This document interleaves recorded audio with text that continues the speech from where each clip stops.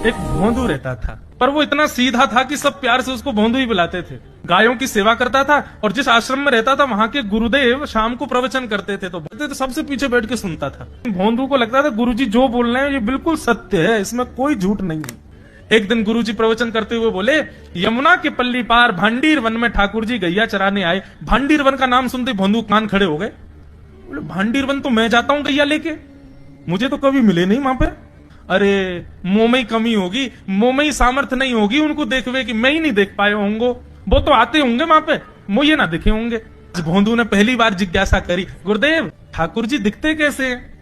तो गुरुदेव भी हंस गया, अच्छा भोंदू पूछ रहा है, बैठ जाओ बताते हैं। मोर मुकुट पहनते हैं ठाकुर जी, और बोले 2 कान हैं लेकिन कुंडल एक ही पहनते हैं। ठाकुर जी ऐसे पुष्प तोड़ के कान के ऊपर लगा लेते हैं, दोनों कानों में एक ही कुंडल को फेर फेर के पहनते। ठाकुर जी पीली पीताम्बरी, ऐसी ठाकुर जी पीली पहनते, पीली पीताम्बरी।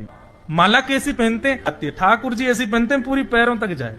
ये देखो गुरु जी कह रहे हैं तो निश्चित है भंडीर वन में आते हैं ठाकुर जी। भोंदू अपनी गैया लेकर के भांडीर वन पहुंच गया। गैया चर रही थी, अब भोंदू ढूंढ रहा है, कभी वृक्ष के नीचे जाके देखे, कभी कहीं देखे, कभी ढूंढे कहीं से चंदन की सुगंधी आ जाए। गुरुजी बता रहे थे उनमें से चंदन की सुगंधी आती है, क्या पता कन्हैया यहीं कहीं हो।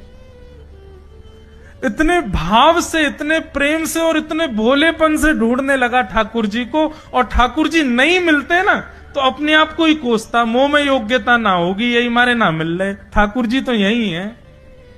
गुरु जी की बात गलत नहीं है, ठाकुर जी तो यही है। उसके उस सहज भाव पर, उसके उस सरल भोंदूपने पर ठाकुर जी रीझ गए। और इतने में ही भोंदू हताश निराश उदास बैठा था, खुद को कोस रहा था, मुंह में योग्यता ना है, मुंह ठाकुर जी मिलना है रहे। इतने में ही देखा सामने से असंख्य गायों का झुंड आ रहा है, और भोंदू ने जैसे उन गायों को देखा, ऐसी गाय कभी देखी नहीं, अलग गाय, सींग चमक रहे हैं, सींगों के ऊपर के भाग में सोने चांदी मढ़े हुए हैं, ऐसी ऐसी सुंदर सुंदर तंदुरुस्त गैया। तभी देख रहा है भोंदू पीताम्बरी पहनी है, गले में वैजंती माला धारण की है, सिर पर पाग पहनी है, एक कान में कुंडल है, मंद मंद मुस्कुरा करके दतुइयां दिखा रहे हैं, कटाक्ष नेत्रों से कभी इधर देख रहे हैं कभी उधर देख रहे हैं, अपनी वेणु को कमर में कस करके गैयाओं के गले में गलवैया डाल करके श्याम सुंदर भोंदू की तरफ चलते भय आ रहे हैं। ये दृश्य देख करके हाथ पांव कांपने लगे भोंदू के। उसको लगा मेरे पास तो आएंगे ही नहीं है, वहीं से मुड़ जाएंगे, अब मैं उनके पास जाके उनको असहज नहीं करूंगा, यहीं से देख लूं, यहीं से प्रणाम कर लूं। लेकिन जैसे जैसे प्रणाम करके ऊपर देखता, ठाकुर जी और पास आ रहे हैं, और पास आ रहे हैं, और पास आ रहे हैं। जैसे ही ठाकुर जी आकर के बैठे, भोंदू के पास शब्द नहीं है, हाथ पैर कंपित हो रहे हैं, उसको सूझ ही नहीं रहा करूं क्या मैं, इनके लिए क्या बिछाऊं, कहां बैठाऊं। ठाकुर जी ने अपने आप ही भोंदू के गले में हाथ डाली, अरे तेरा नाम कहा है? जैसे ही ठाकुर जी ने नाम पूछा, भोंदू अपना ही नाम भूल गया, बोले मुझे याद ही नहीं मेरा नाम क्या है, पर प्रेम से सब लोग मुझे भोंदू बुलाते हैं। अब तो भोंदू नाम सुनते ही ठाकुर जी ताली दे दे के हंसने लगे, तेरा नाम भोंदू है? बोले हाँ मेरा नाम भोंदू है। और ठाकुर जी आपको अच्छा लगो? बोले हाँ बहुत अच्छा लगो। आपको नाम कहा है? ठाकुर जी बोले तुम वो ना जाने? बोले जानू तो ना हूं, लेकिन गुरु जी ने जैसो रूप बताया वैसो ये आपको, तो आप कहीं नंद नंदन तो नहीं हो? ठाकुर जी बोले हाँ मैं नंद नंदन नहीं हूं, यशोदा जी को लाला, नंद जी को लाला। भोंदू बोलो जय हो भगवान, आज आपके दर्शन है गए। गुरु जी और सब बालकन को तो आप शायद रोज ही मिलते होंगे, लेकिन मैं ही अभागो, मुंह को आप आज ही मिले हो। ठाकुर जी बोले अब चल बात मत बनावे, जल्दी कछु खवा, मुंह को भूख लग रही है। भोंदू एक कपड़े में रोटी बांध के उसमें मिर्च और गुड़ रख करके लेके गया। 2 रोटी थी। भोंदू ने जैसे खोली, एक रोटी ठाकुर जी के सामने धर दी, एक अपने पास रख ली, बोले मैं भी तो खाऊंगा। ठाकुर जी ने बढ़िया रोटी ऐसे घुमाई और प्रेम से गुड़ खामे और रोटी पान लगे प्रेम से, और ठाकुर जी तो चप चप करके नेक देर में पा गए। भोंदू तो भूल ही गयो, मुंह खानो भी वो ठाकुर जी को ही देख रहा है। ठाकुर जी बोले और जोर की भूख लगी, ला अपनी रोटी दे दे। भोंदू बोलो मुंह को भी भूख लगी है। बोले अच्छा चल आधी आधी खा ले, या मैं आधी तू खा ले आधी मैं खा लूं, दोनों खा लिए। कल ते नेक्स्ट से ज्यादा सी रोटी ले आइयो, भूख ज्यादा लगे, और सुन यही समय आइयो, मिलूंगा कल भी तोते। ठाकुर जी अपने मार्ग पर चले गए। भोंदू इतना प्रसन्न है, बोले आज मुझको ठाकुर जी मिल गए। गुरुदेव के प्रवचन का समय हो गया, भोंदू पीछे जाके बैठ गया, अपने गुरुदेव को प्रणाम करे, इनकी कृपा से ठाकुर जी मिले। उसने किसी को नहीं बताया, उसको लगा सबको ही मिलते हैं भगवान, मुझे ही मिले हैं बहुत दिन बाद। दूसरे दिन भोंदू खूब सारी सामग्री रसोई घर में इकट्ठा करके जाने लगा। किसी ने जाके गुरुदेव से कह दिया कि भोंदू बहुत सारी सामग्री ले जा रहा है। गुरुदेव ने जाके कही, भोंदू इतनी सामग्री ले जा रहा हो भैया, वो भंडारो करेगो का? नहीं गुरुजी भंडारो तो नहीं करूंगा, वो नंद नंदन नाम है, वो यशोदा नंदन मदन मोहन, वो अपनी गैया चरा के आए, कल भी आए, मेरी रोटी खा गए, मैं भूखो ही रहेगो कल।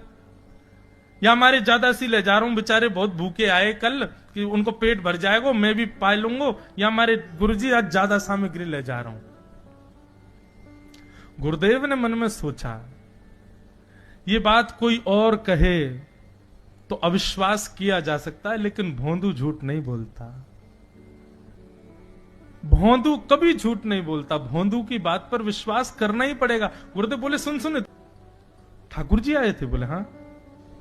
अच्छा उनका रूप कैसा था? जैसा रूप आपने बताया था ना गुरुजी, बिल्कुल वैसा, ऐसे कटाक्ष नेत्र, मोती जैसे दांत, ठाकुर जी की मुस्कान ऐसी, पाग ऐसी, कान ऐसे। गुरुदेव के तो नेत्र बंद हो गए, वे सब अनुभव करने लगे। लेकिन गुरुदेव बोले रूप कैसा भी बता दे, चरण यदि इसने बता दिए तो मैं मान जाऊंगा कि ठाकुर जी थे। अच्छा तूने चरण देखे? बोले हाँ गुरुजी मैंने चरण देखे। चरण कैसे थे? ठाकुर जी के चरण जब वो चल करके आगे बढ़ते हैं ना तो चिन्ह बन जाते हैं। कहीं ध्वजा बनी थी, कहीं शंख बना था, कहीं कुछ बना था, और उनके जो नखून है ना उनमें से ऐसा लगता है मानो जैसे कोमल का पराग हो, कमल का पराग हो। और चरणों का रंग कैसा, जैसे मानो जैसे गुरुदेव कमल होता है ना, कमल की आकृति, ऐसे ठाकुर जी के चरण। जब चरण का यथावत वर्णन भोंदू ने कर दिया, गुरुदेव समझ गए, बोले निश्चित ठाकुर जी आते। नहीं तो भोंदू कहां जाने, इतनी बुद्धि नहीं है उस पे कि वो इतना सब कुछ ढूंढ धाड़ के मुझे बताए। भोंदू एक काम करेगा? बोले हाँ। ठाकुर जी आएंगे तो तेरे सखा बन गए? बोले हाँ। तो उनको लेकर के आश्रम आ जा, यहां पे आ जा। भोंदू बोला कि इतने योग्य बालक हैं, लेकिन ठाकुर जी ने किसी से नहीं कही, मुझसे कही है। अगर मैंने ये काम नहीं किया तो मेरा जीवन व्यर्थ है।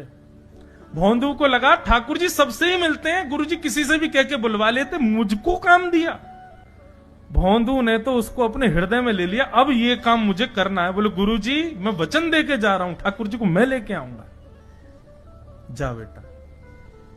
भोंदू वन में चला गया। अब तो उसको मिलने की भी एक्साइटमेंट नहीं है और कोई उसके मन में भाव ही नहीं है, उसको ये है बस ठाकुर जी को मैं ले जाऊं। जाकर के बैठा, ठाकुर जी अपनी गैया चराते भये, ठाकुर जी आए, रूप देख करके फिर से भावुक हो गया भोंदू। ठाकुर जी आकर के बैठ गए, बोले चल जल्दी निकाल रोटी, भूख लगी है मुंह को। भोंदू सजाता जा रहा है थाली, ठाकुर जी को देता जा रहा है। बोले जय जय एक प्रार्थना करूं? बोले करो। आप मेरे संग मेरे सखाओ ना आप? बोले हाँ तेरो सखाऊं, तो मेरी बात मानोगे? बोले कहा आप मेरे संग आश्रम चलो गुरु जी के पास। ठाकुर जी रोटी पाते जा रहे, ठाकुर जी ने अनसुनी कर दी बात। बोले जय जय कछु कहो ना, आप चलोगे ना? ठाकुर जी बोले हम तेरे सखा हैं, तेरे गुरु जी के सखा नहीं है। तू मोते मिल, तू मेरे संग खा, तू मेरे संग रहे, तू कछु कर, तो कुछ सब अधिकार है, लेकिन ये हम गुरु जी ते मिल बातें मिल ये सब हम नहीं करेंगे। हम बस तेरे सखाएं तो ही जाने और कोई ना जाने। जय जय ऐसे मत कहो ना, वे नहीं बताते तो मैं तो आपको देख ही नहीं पाता, मैं तो आपको जानता ही ना हूं। उनने ही तो मुझको बताई कि आप भांडीर बनाते हो, आपका रूप ऐसा है। उनने कृपा करके मुंह को आपसे मिलवाए हो, वही हमारी मित्रता के मूल आधार हैं, उनसे तो मिलवे चलो ना। ठाकुर जी बोले, देख ज्यादा जिद मत करे, हमने तो उसे एक बार कह दी हम नहीं जाएंगे नहीं जाएंगे नहीं जाएंगे। ठाकुर जी रोटी पा रहे थे तो भोंदू ने हाथ से रोटी और छनाई, बोले ये भी दो, ये भी गुरु जी की है, लाओ ये मिर्च गुड़ सब दो, ये सब गुरु जी को, ये भी मत खाओ। और सुनो, यदि हमारे गुरु जी से आपको प्रेम नहीं है तो हमको आपसे प्रेम नहीं है। कल ते अपनी गैयान को लेकर कहीं और चरावे जाओ, होंगे तुम नंदन अपने गांव के, मेरे गुरुजी के पास नहीं जाओगे। और सुनो, ये मुंह में जो रोटी रखी यू को उगल आओ, ये भी गुरुजी की रसोई में बनी है, हमारे गुरुजी से नहीं मिलेंगे। ठाकुर जी बोले, अरे भोंदू ने रुक तो, नहीं नहीं नहीं, अब तो मैं सुनूंगा ही नहीं, आपने ऐसे कैसे कह दी नहीं जाएंगे, 3 बार नहीं जाएंगे नहीं जाएंगे। और ये भांडीरवन मेरो है, मैं यहां गैया चरावे आऊं, कल से अगर तुम और तुम्हारी गैया दिख गई मुंह को तो तुम्हारी गैया को लेके मैं चलो जाऊंगा आश्रम, फिर तुम्हारी मैया बाबा तुमको मारेंगे। ठाकुर जी बोले, अरे भोंदू इतना नाराज? बोले, यदि मुंह से मित्रता रखनी है तो मुंह को वचन देना पड़ेगा कि आप आश्रम चलोगे, और अगर आपने फिर से नहीं कही तो मैं जा रहा हूं वापस, और कभी आपको मुख नहीं देखूंगा, अपना मुख नहीं दिखाऊंगा। ठाकुर जी बोले, इस मुख को देखने के लिए या संग के लिए लोग पता हो तो कितनी तपस्या करें। बोले, जो तपस्या करें उनको मुबारक, तुम मुंह को ना चाहिए, मुंह ना मिलनो तुमते, मुंह कोई गरज ना पड़ रही तुमते, आज तक नहीं मिले, कल ही तो मिले हो मोते, और वो भी गुरुदेव की कृपा से मिले हो, जाओ मत मिलियो, मुंह ना चाहिए तुम। ठाकुर जी बोले, मैं तो ना जाऊंगा, मैं तो तेरे पास ही रहूंगा। बोले, तुम मत जाओ, मैं जा रहा हूं। कि जाने लगा वापस। भोंदू, ठाकुर जी पुकार रहे हैं भोंदू को, मानो जैसे त्रिलोकी लेके जा रहा है वो ठाकुर जी के, जैसे मानो पूरा ऐश्वर्य ठाकुर जी का ले जा रहा हो। अरे भोंदू ने रुक तो जा। भोंदू बोला, अपना मुख भी नहीं दिखाऊंगा यदि आप नहीं चलोगे तो। भोंदू थोड़ी दूर गया, ठाकुर जी को लगी वापस आ जाएगा, थोड़ी और दूर गया, लगा अब आ जाएगा, लेकिन जब भोंदू दिखना बंद हो गया, हमारे ठाकुर जी विचलित हो गए, दौड़े भोंदू की तरफ। ठाकुर जी दौड़ करके गए और जाकर के भोंदू के पित्ती पे चढ़ गए। बोले, ले चल अपने गुरुदेव के पास, चलूंगा तू जहां कहेगो, लेकिन तो दूर नहीं जान दूंगा। और भोंदू ठाकुर जी को ऐसे ऊपर चढ़ा करके लेकर के आश्रम जा रहा है। गुरुदेव आकर के खड़े हो गए और मन में बस विचार कर रहे थे, हाथ पांव कांप रहे थे। बोले, ठाकुर जी आएंगे कि नहीं। इतने में ही भोंदू आया और तभी देखा भोंदू के पिद्दी पर ठाकुर जी टंगे भय आ रहे हैं। आज गुरुदेव ने जाकर के पहले भोंदू को प्रणाम किया। बोले, जय हो, धन्य है। इतनी तपस्या की, इतना भजन किया, घर परिवार त्याग दिया, वैराग्य त्याग सब हमारे जीवन में, तब भी ठाकुर जी नहीं मिले। लेकिन वारे भोंदू, तेरी सरलता, तेरी सहजता, तेरा ये निर्मल भाव कि ठाकुर जी तेरे अधीन होके यहां आश्रम तक चले आए।